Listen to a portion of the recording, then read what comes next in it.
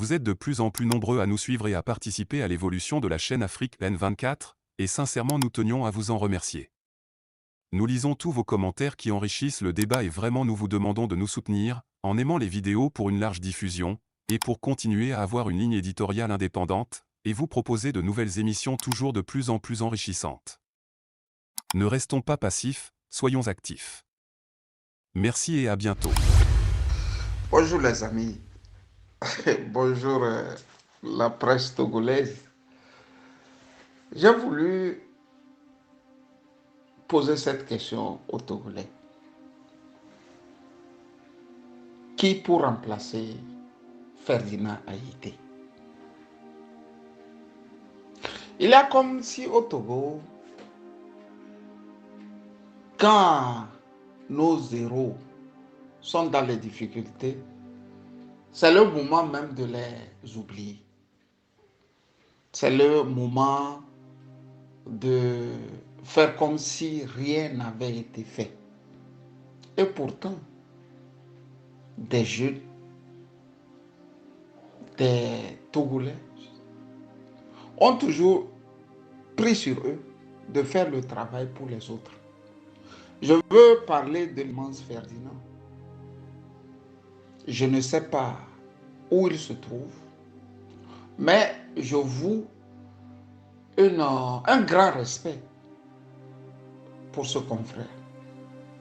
Un très grand respect pour ce confrère. Parce qu'il était au chaudron pour faire le travail qu'il a fait. J'entends les gens dire que c'était trop. Il en faisait un peu trop. J'ai entendu des mots comme ça. Je ne veux pas ici dire et lister les opposants qui le combattaient. Mais vous rappelez que Bamba Nabourema n'avait pas hésité à dire que le juge devra encore appuyer sur le bouton afin que la sanction soit plus coriace. Par le passé, j'avais fait une sortie dans laquelle j'avais rappelé au Bassari que quand on est passé par la monstruosité, la pire des choses est de ne plus souhaiter la monstruosité à quelqu'un d'autre, si ce n'est combattre la monstruosité. Aujourd'hui, Ferdinand n'est plus là. C'est-à-dire l'autre journal aussi n'est plus actif sur le terrain. Alors on fait quoi? On fait quoi? J'ai été le premier à dire qu'il y a des gens, la nature même, le cosmos, si vous voulez Dieu, pour ceux qui croient en Dieu, les envoie spécialement pour un objectif bien donné.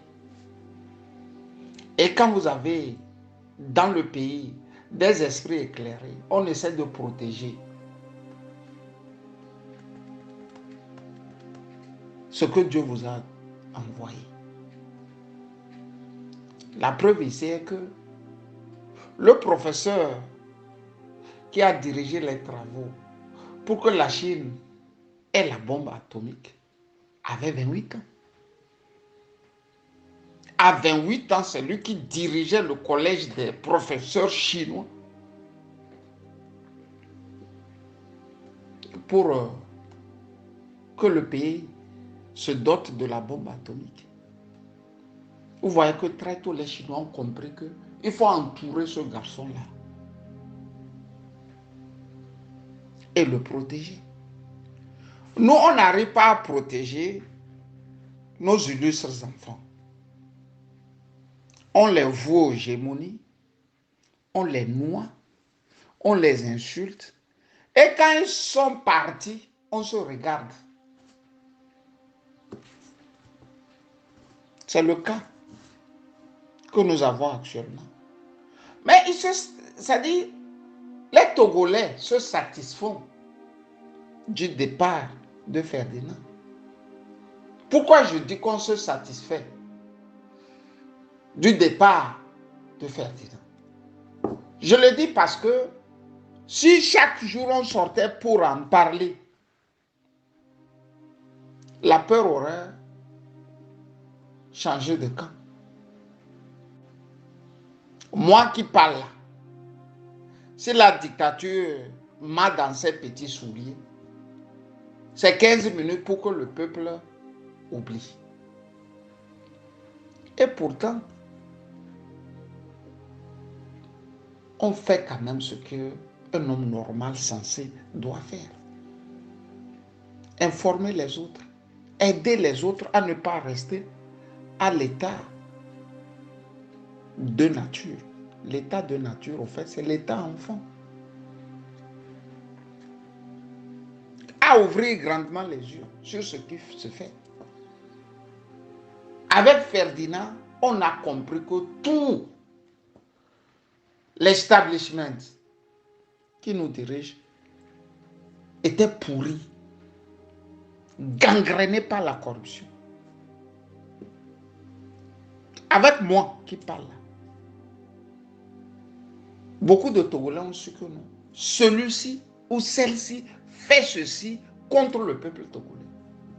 Alors pourquoi vous nous vouez aux gémonies? Ce n'est pas de moi je parle, sincèrement. Depuis quelque temps, je n'arrive pas à comprendre que tout un peuple prenne sur lui d'oublier un garçon comme Ferdinand Haïté. On n'en parle plus. Il rentre dans les archives comme ça. On fait comme s'il y avait au Togo un monsieur du nom de Ferdinand Haïté n'a pas existé. À peine la presse reprend. Faites un peu une petite rubrique dans vos trucs là, dans vos canards, et parlez-en chaque jour que Dieu fait. Parlez, parlez, parlez. Faut pas amener le peuple à oublier Ferdinand Haïté. Nous ne pouvons pas faire ce que Ferdinand a fait ou faisait. Et nous sommes les premiers à le combattre. Dieu seul sait combien ils sont contents qu'il soit parti du Togo. J'ai vu Francis Pedro sortir. L'écarquiller bien avec ses yeux de, je ne sais pas, de crabe là. Et dire des insanités sur Ferdinand. Et on peut les comprendre. Quand tu commences par côtoyer vraiment l'ANC, tu vois les jonctions avec le staff dirigeant du parti et les corrompus de la République. Ils travaillent ensemble. On a toujours dit ça. Les gens ne voulaient pas nous croire. Les gens nous ont insultés, traînés dans la boue. Vous pensez que c'est en nous insultant que nous allons cesser de crier? Il y a des gens qui sont nés pour dénoncer. Vous voyez? Combien Ferdinand avait pour dénoncer? Il n'avait rien. Il dénonce. Combien moi là, qui vous parle, j'ai pour dénoncer? Quand vous sortez, on va vous tuer. On va bientôt, ils ne pourront plus aller chez eux. Comme ils ne vont plus aller chez eux, bon, c'est bon. C'est ça les Togolais. Au sortir de la guerre, la France avait eu beaucoup de génie. Beaucoup d'intellectuels. On n'a tué personne. Ils se tapaient dessus comme ça. Albert Camus, André Malraux, Jean-Paul Sartre, Simone de Beauvoir, Louis Aragon. Tout le monde avait une forme pour lui d'expliquer. La politique et la démocratie. Chacun avait son courant littéraire. Nous, Nous sortons seulement parler. On parle. On n'a pas de couteau, on n'a pas de poignard, on n'a pas de grenade. Mais quand on parle là, ça énerve encore au Togolais. Donc, quand on t'arrête là, ils sont prêts à sortir de ces petits trucs là. Pour 30 minutes. Après, tu es oublié. Et comment un pays peut se développer comme ça? Quand ces illustres enfants sont piétinés et quand on magnifie les crapules, les voyous. Comment on peut s'en sortir comme ça? Ferdinand est parti. Actuellement, bon, tu vas voir quelqu'un dans un coin là. Ah ben, où il se trouve, man? Quand il te pose la question, bon, ça s'arrête là. Comment faire pour que l'autre journal édite toujours? Même dans la cavale de Ferdinand, on ne sait pas le faire. Et puis, à l'heure d'Internet, on te casse le moral d'abord. Le Togolais te casse le moral. Il veut te casser ça. Tu lui dis de faire ce que tu fais là. Ne serait-ce qu'un tiers, il ne sait pas le faire. Mais il est le premier à te casser, Il te casse. On t'approche rien que pour t'enfoncer. Voilà l'esprit togolais. Les rares qui mettent la tête là, hors de l'eau, ils viennent en masse pour appuyer afin que tu puisses te noyer. Les hommes politiques sont dedans. Tes confrères journalistes sont pires. C'est la poisse même qui veut te voir mourir. Tu ne savent pas où t'attaquer. Et comment pas attaquer tes parents. On attaque tes amis. C'est-à-dire, on t'attaque de partout. En se concentrant sur le journalisme, on oublie même que la dictature est là. Et regarde, si ce n'est pas applaudir, c'est minable, quoi. Ça me fait tellement mal qu'on perde chaque temps nos illustres enfants comme ça et que personne ne soit là pour trouver la formule magique. Nous sommes dans les médias. Quand nous le faisons, on ne nous paye rien. Vous voyez, on ne nous paye rien. Tout ce travail-là, on fait là. Il n'y a rien dedans. Il n'y a absolument rien dedans. C'est notre argent qu'on dépense pour servir la nation comme ça. On ne vous demande pas de nous aimer.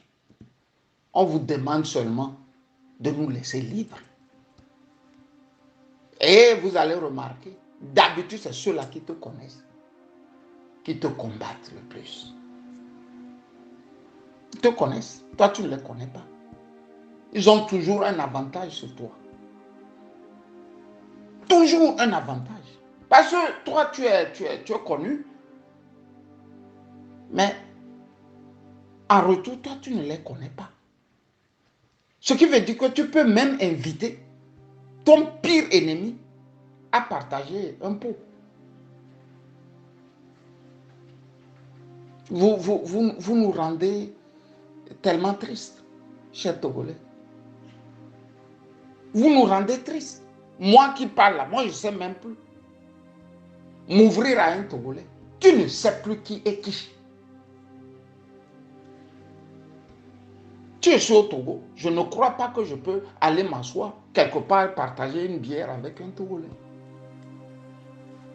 Et Dieu seul sait comment j'aime partager avec les amis. Vous voyez, j'ai voulu aujourd'hui dire de porter attention sur Ferdinand. Si vous le perdez ou si nous le perdons, c'est un échec. Vaut mieux perdre un Faure Gnassingbé que de perdre Ferdinand. Quand vous perdez Faure Gnassingbé, c'est le peuple entier qui gagne. Quand vous perdez Ferdinand, c'est le peuple entier qui perd. Voilà. Bonne journée de Djouma, Kamisali. Vous êtes de plus en plus nombreux à nous suivre sur Afrique N24, et vraiment nous tenions à vous en remercier. Nous lisons tous vos commentaires qui enrichissent le débat et vraiment nous vous demandons de nous soutenir pour continuer à avoir cette ligne éditoriale indépendante, et vous proposer des émissions toujours de plus en plus enrichissantes. Merci et à bientôt. Likez la vidéo si ce n'est pas déjà fait. Laissez aussi votre point de vue en commentaire. Abonnez-vous et cliquez aussi sur la petite cloche de notification pour ne rien rater de nos prochaines vidéos. N'oubliez pas de partager aussi la vidéo et de la liker.